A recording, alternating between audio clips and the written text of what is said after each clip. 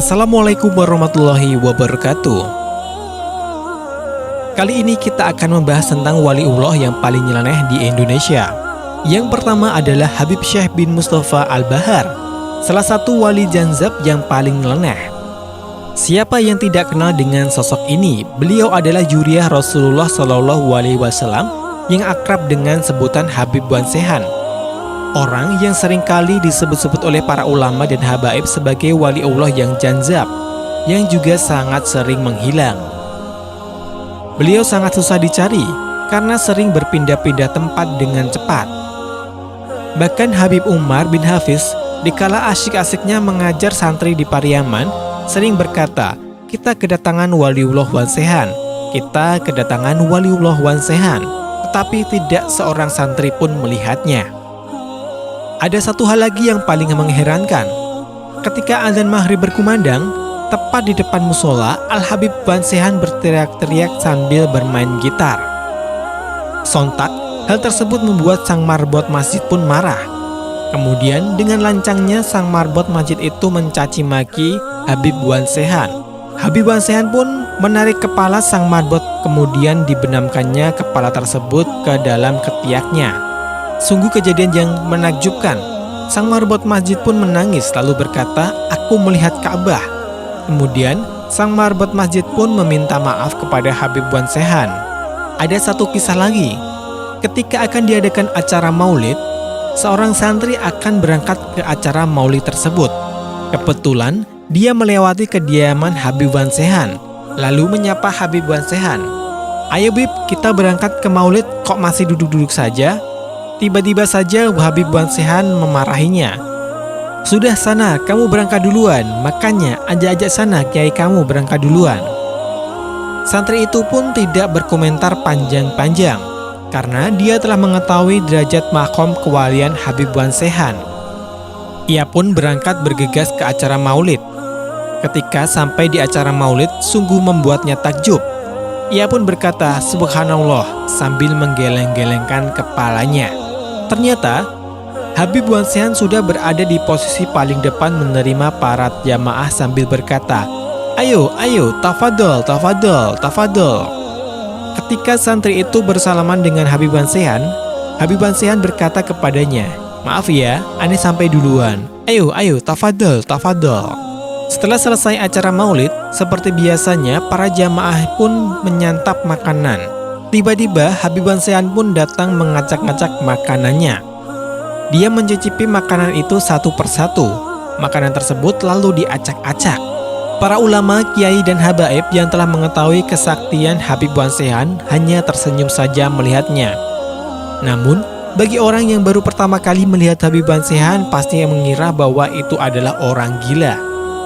Habib Wansehan pun terus saja berlari sana kemari dengan mengacak-acak makanan yang ada di situ sambil berkata, "Barakallahu, barakallahu," sungguh menakjubkan.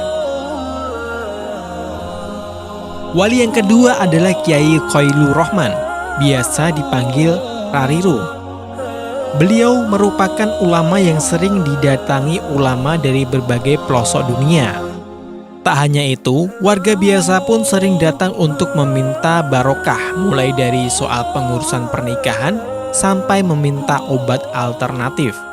Karena dilihat-lihat nasabnya, beliau adalah cicit ulama besar Indonesia, yaitu Kiai Khalil bin Abdul Latif, atau lebih dikenal dengan Khalil Bangkalan.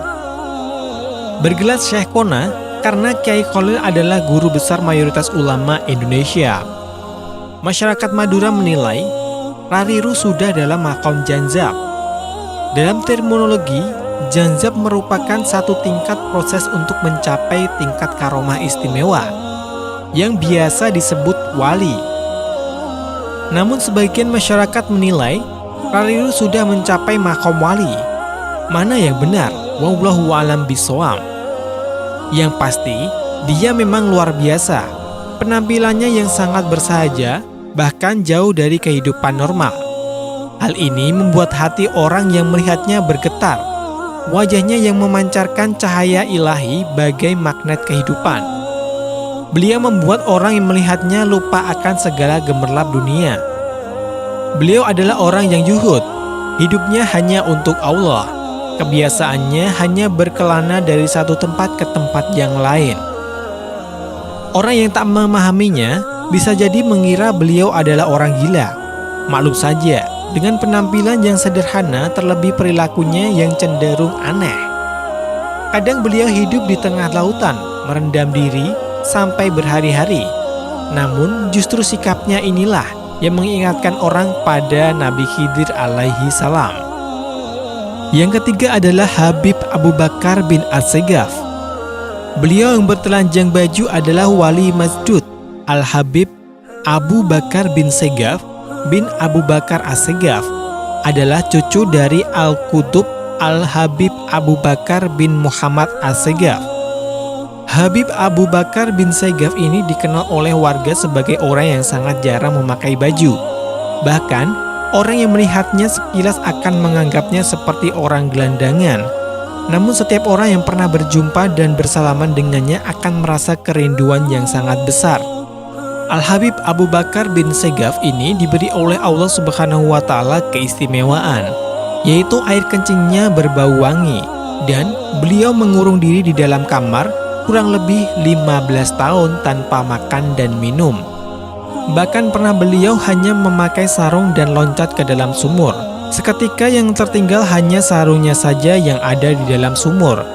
Begitu dicari, ternyata beliau sudah berada di makam kakeknya sambil memeluk batu nisan, yaitu Habib Abu Bakar bin Muhammad As-Segaf. Yang keempat adalah Habib Ja'far Al-Kaf. Nama beliau adalah Habib Ja'far bin Muhammad bin Hamid Al-Kaf dari Semarang. Beliau adalah seorang wali yang besar makomnya. Kebiasaannya adalah membuang uang ke laut, puluhan juta, ratusan juta, hingga miliaran rupiah. Yang membimbing beliau adalah Nabi Khidir alaihissalam. Habib Ja'far Al-Kaf terkenal memiliki kebiasaan yang terbilang aneh. Meskipun sering berbuat aneh, ternyata beliau sering juga membimbing para muhibinnya atau para pecintanya. Salah seorang pecintanya pun dipanggil dan dikasih uang. "Ji, ini duit buat kamu, buat beli Fortuner ya." Lalu Pak Kaji pun menjawab, "J Bib," sambil menghitung jumlah uang yang diberikan sang Habib. Ternyata setelah dihitung jumlahnya hanya ada 400.000 rupiah. Melihat ulang pemberiannya itu, Habib Ja'far pun berkata, "Jangan dihitung Ji, harus ikhlas." Ternyata ini pelajaran pertama dari Habib Ja'far, bahwa pemberian Allah baik berupa uang maupun harta yang lain tidak boleh dilihat materinya atau barangnya juga berapa jumlahnya. Tetapi lihatlah siapa gerangan zat yang memberikannya, yakni Allah Subhanahu wa Ta'ala. Sapu tangan memang harganya murah, tetapi sapu tangan pemberian kekasih tidak ternilai harganya. Beberapa waktu kemudian, Habib Ja'far mengajak Pak Kaji ke laut. Beliau berkata, "Ji, ini tasnya isinya duit semua. Ayo dibuang ke laut, diniati sedekah rahasia saja ya." Bersama salah satu pembantunya, Pak Kaji tersebut membuang lembaran-lembaran uang ke laut. Diperkirakan tidak kurang jumlahnya dari 20 juta rupiah uang yang dibuang ke laut. Pak Kaji pun berpikir dengan keras apa makna perbuatan ini serta apa kontaknya dengan dirinya. Ini pelajaran kedua untuk Pak Kaji, bahwa bagi seorang wali Allah antara uang dan tanah tidak ada bedanya. Wali Allah yang kelima ada Gus Ja'far. Di antara putra-putra Kiai Soleh, pengasuh pesantren Sabilul Mutakin dan sesepuh di daerah sana, Gus Ja'farlah yang paling menarik perhatian masyarakat. Gus Ja'far tidak sealim dan sepandai saudara-saudaranya, tapi beliau mempunyai keistimewaan yang membuat namanya tenar hingga di luar daerah. Bahkan beberapa pejabat tinggi dari pusat memerlukan sowan khusus ke rumahnya. Setelah mengunjungi Kiai Soleh, bahkan ayahnya pun berkata, "Gus Ja'far itu lebih tua dari saya dan kita. Apakah maksudnya?" Ada kisah menarik tentang karomah beliau. Ketika Gus Ja'far bertemu dengan Sumini, Sumini ini dijuluki sebagai perawan tua di kampungnya. Gus Ja'far pun berkata kepada Sumini, "Sum, kulihat kok keningmu bersinar, sudah ada yang lamar ya?" Tak lama kemudian ada orang yang melamar Sumini. Begitupun kisah yang dialami seorang tukang kebun. Gus Ja'far berkata kepada tukang kebun itu, "Kang, saya lihat hidung sampean kok sudah bengkok. Sudah capek menghirup nafas ya?" Ya, benar saja, ternyata besoknya tukang kebun itu meninggal dunia. Inikah yang dinamakan ilmu kasaf? Wallahu a'lam bishawab. Satu cerita lagi ketika Gus Ja'far bertemu dengan Lek Salamun. Ketika Gus Ja'far bertemu dengan Lek Salamun, Gus Ja'far berkata, "Wah, sampean kok mondol-mondol, dapat proyek besar ya?"